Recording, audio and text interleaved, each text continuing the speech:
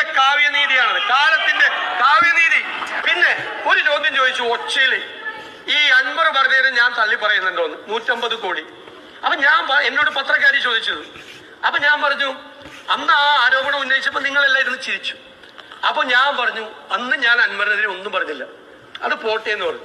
ഞാനന്ന് മുഖ്യമന്ത്രിയുടെ മുഖത്ത് നോക്കി ഞാൻ ചോദിച്ചു, കരയണോ ഞാൻ ചിരിക്കണോ എന്ന് ചോദിച്ചു. കാരണം മുഖ്യമന്ത്രിയുടെ അനുവാദം ഇല്ലാതെ നിങ്ങളുടെ ഒരാള് പ്രതിപക്ഷ നേതാവിനെതിരായ ആരോപണം ഉന്നയിക്കും.